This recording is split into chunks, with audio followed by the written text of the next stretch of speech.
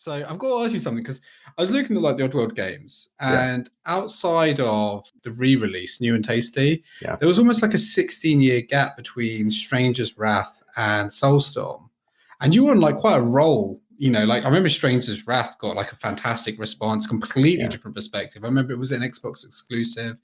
What happened in that time, that gap? I've spoken before about what happened with the release of Stranger's Wrath with the partner.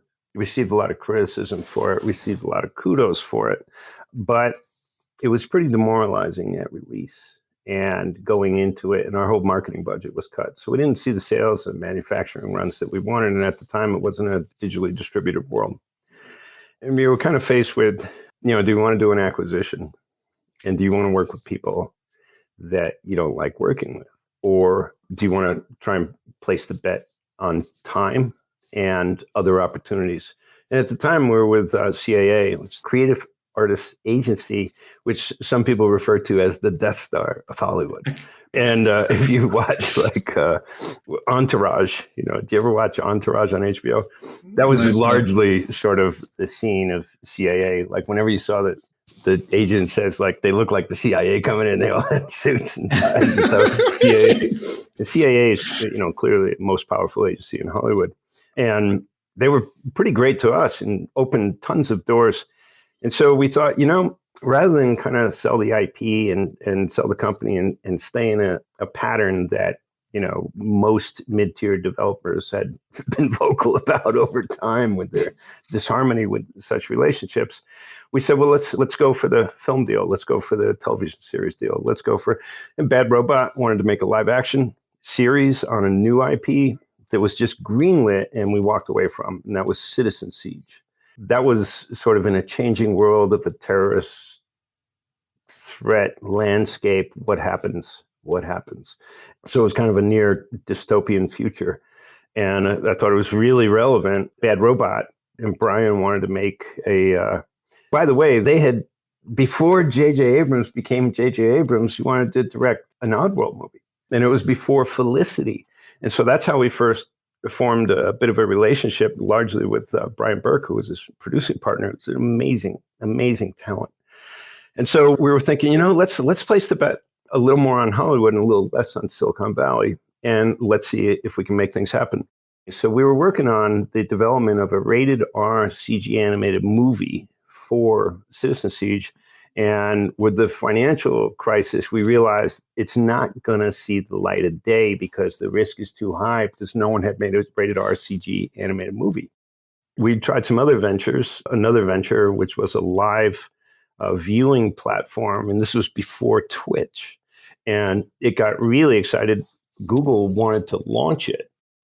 And then things happen. You have to go through ranges of financing. You have to have partnerships that are really tight. If you want to scare off your investors, the best thing you can do is either, just not come through or have a disharmony amongst the founding team. And if they sense that you're not jiving as well as you should, or something's not right in the land, then they get cold feet. And so the venture, without going into details, but the venture didn't work out. It's a shame that people, I say people like, when you were having these conversations with these brilliant minds, and obviously like, you're discussing something like Twitch at that point. It's incredible to think that these conversations happen, and how many conversations like this have happened.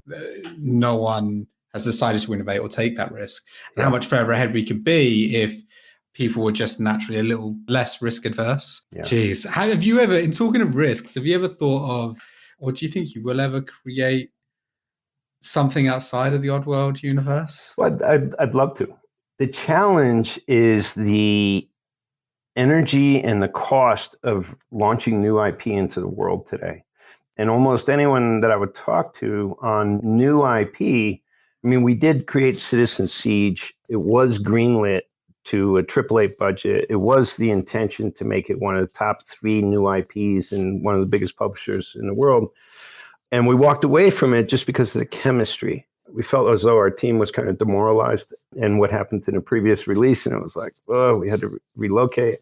And eventually we just said, let's just change our bet and take the big risk. And that was, at that time, I think we had sold up to like 5.5 million games. But our time as independent Self-publishing, we sold another over 20 million by this time, I think, at lower price points. And it was strictly because of digital distribution. It was strictly, we got an easy in because Gabe Newell at Steam was a fan of the games. And at the time we released Abe's Odyssey on Steam, it was still a curated platform. We were fortunate to have that opportunity. And we were able to start selling directly to the public. And so we actually had more success self-publishing than we had with big publishers. And I think there's all kinds of reasons for that, maybe there's books on someday. But we do take those chances. And I did want to create new IP. And then the world changed so quickly. I wasn't sure if I wanted to create that IP because I thought it might be too dark. And the world was getting much darker. And that's my interpretation. Some people would disagree. I think when we look at it today, we go, pretty dark, pretty grim, And I find, the most thing I find upsetting about that is what it does for the hope, which has always been an important factor for me, to the younger generations, how they're feeling about things, which is, a bit distressing. Warren Spector said that he was on a few weeks ago, but he said that he couldn't make Deus Ex now because it's too similar to what, like, the society and what the world's become. Yeah. But I also was like, I don't want to create content that terrorizes people. But, Orwell and Aldous Huxley, they were my heroes. So and that was terrifying content. Very future shock, very well researched insights into, actual things. And I think Citizen Siege, I just felt like it might weigh heavy, and it wasn't necessarily the type of content I want to make as the world was changing so rapidly. Yeah. But I still have lots of ideas I'd like to execute on.